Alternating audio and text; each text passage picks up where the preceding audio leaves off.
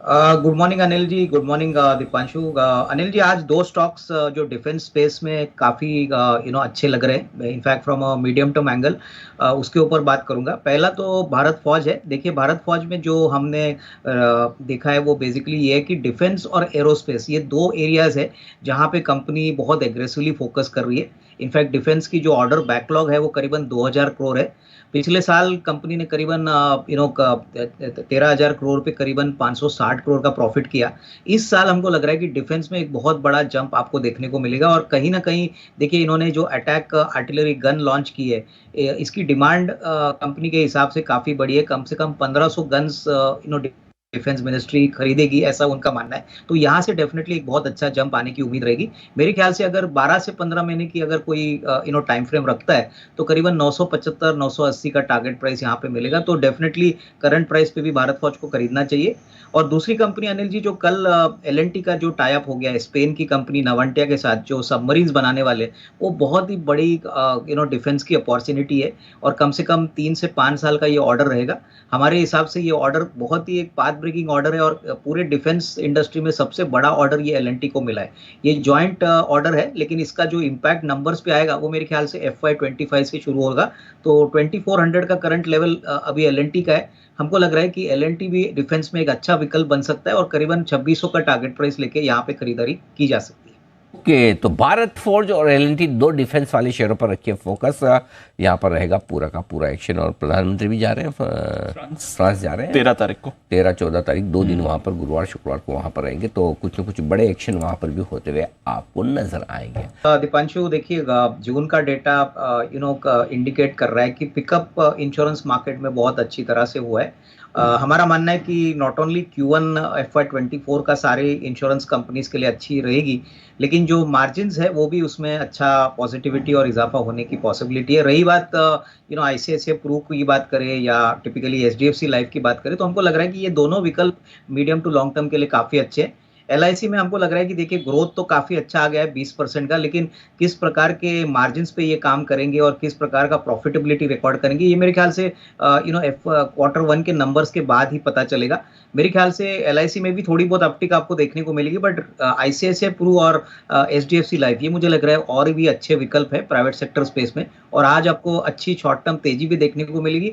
Plus Q1 के numbers आने के बाद जो मैनेजमेंट की कमेंट्री रहेगी, हमारा मानना है कि इस साल डेफिनेटली सारी insurance company should do significantly better than last year. तो डेफिनेटली खरीदने का मौका है, बट लंबी नजरिए से। नहीं, मुझे लग रहा है कि शॉर्ट टर्म में क्या है कि ये डील कैंसिल होने के बाद स्टॉक थोड़ा सा एक छोटे रेंज में रहेगा। इमीडिएट ट्रिगर तो दीपांशु इस स्टॉक में अभी मौजूद नहीं है, क्योंकि देखिए, ये प्रोजेक्ट बहुत बड़ा और एम्बिशियस था। पहले सब्सिडरी में किया जाने वाला था, उसके बाद इन्होंने कहा कि ये पेरेंट कंपनी में मर्ज हो जाएगी ये कंपनी। तो डेफिनेटली आने वाले 3-6 महीने में क्या डेवलपमेंट्स वेदांता अनाउंस करता है, कौन सा नया पार्टनर अनाउंस करेगा, इसके ऊपर आगे का स्टॉक की चाल रहेगी। मेरे ख्याल से देखिए, इतना आसान नहीं है। कम से कम 3 से 6 महीना लग सकता है कि कोई नया पार्टनर इनके पास आए, फिर वापस ये प्रोजेक्ट शुरू करे। बट डेफिनेटली मार्केट्स में उम्मीद थी कि सेमीकंडक्टर का फॉक्सकॉन के साथ ये जो प्रोजेक्ट था वो बहुत जल्दी शुरू हो जाएगा। डेफिनेटली शॉर्ट टर्म में थोड़ा नेगेटिव सरप्राइज आया है, तो इसके कारण से स्टॉक में कोई बड़ी बढ़त एटलीस्ट नियर टर्म में नहीं आएगी। बट हाँ, इसका मतलब ये भी नहीं कोई बड़ा पैनिक सेल ऑफ होगा। बट हाँ, री रेटिंग के लिए अब मेरे ख्याल से अभी थोड़ा सा समय इस स्टॉक को लग सकता है। नहीं, डेफिनेटली दीपांशु, काफी पॉजिटिव न्यूज है, क्योंकि देखिए, पहली बात तो कार्टरेट के पास काफी कैश बैलेंस शीट पे थी। वो ऐसे इनऑर्गेनिक एक्विजिशंस का काफी समय से इंतजार कर रहे थे। OLX का बिजनेस डेफिनेटली इंडिया में बढ़ा है, और इसका एक टेक ओवर के बाद मुझे लग रहा है कि इनकी स्केलेबिलिटी और भी बढ़ेगी। ऑनलाइन जो सेल होती है गाड़ियों की इंडिया में अभी भी काफी कम है, लेकिन आने वाले 5-10 साल में लग रहा है कि जिस प्रकार से डिजिटाइजेशन हो रहा है, डेफिनेटली इसमें अच्छी खासी ग्रोथ की पोटेंशियल है। तो डेफिनेटली इसमें आगे हमको देखना पड़ेगा कि किस प्रकार से इंटीग्रेशन होता है और किस प्रकार से कंबाइंड रेवेन्यू बैलेंस शीट पे इसका असर आएगा। बट डेफिनेटली न्यूज़ तो पॉजिटिव है, और इंतजार रहेगा कि मैनेजमेंट की कमेंट्री इस क्वार्टर के बाद कैसी रहेगी, क्योंकि काफी इन्वेस्टर्स पहले से इसमें ऊपरी लेवल पे निवेशित है। तो डेफिनेटली लॉन्ग टर्म में अच्छा है, बट शॉर्ट टर्म में हो सकता है कि थोड़ा बहुत समय लगे ये पूरी इंटीग्रेशन होने के लिए। नहीं, इनफैक्ट दीपांशु देखिए, आईटी में हमको लग रहा है कि इस क्वार्टरली सीजन में एक इम्पॉर्टेंट बात रहेगी कि मैनेजमेंट का आउटलुक मार्जिन्स के ऊपर क्या रहेगा, क्योंकि ओवरऑल हमको लग रहा है कि ये एक स्लगिश क्वार्टर रहेगा। कोई बड़ा री रेटिंग का इशू आने की पॉसिबिलिटी नहीं है, क्योंकि अभी भी जो हेडविंड्स यूएस और यूरोप से दिख रहे हैं, इसमें एक बात तो क्लियर है कि अभी भी स्लो डाउन का इम्पैक्ट इन कंपनीज को अफेक्ट कर रहा है, स्पेशली जो बड़ी आईटी कंपनीज है जैसे टीसीएस है, एचसीएल टेक्नोलॉजीज है। तो मुझे लग रहा है कि मार्जिन्स में अगर कोई नेगेटिविटी या कोई कमेंट्री नेगेटिव आती है तो डेफिनेटली मार्केट्स को ये बात अच्छी नहीं लगेगी।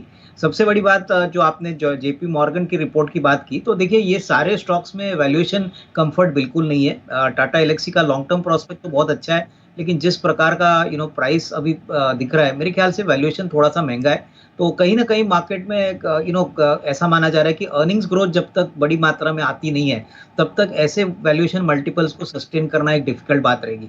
तो मेरे ख्याल से देखिए, नंबर्स आने के बाद ही हमको सबको पता चलेगा कि अर्निंग्स ग्रोथ में क्या इजाफा होने वाला है FY24 के लिए। बट ओवरऑल मुझे लग रहा है कि निवेशकों को थोड़ा सा कॉशियस रहना चाहिए, नतीजे आने दीजिए, बिजनेस मैनेजमेंट की कमेंट्री आने दीजिए, और उसके बाद आप एक रिव्यू ले सकते हैं। बट फिलहाल मेरे ख्याल से कोई जल्दबाजी ना करे अभी आईटी स्टॉक्स में निवेश करें। बिल्कुल, इनफैक्ट दीपांशु, अगर हम Q1 की business update across the board NBFCs के देखें, तो सारे एनबीएफसीज ने काफ़ी अच्छा पॉजिटिव आउटलुक दर्शाया है।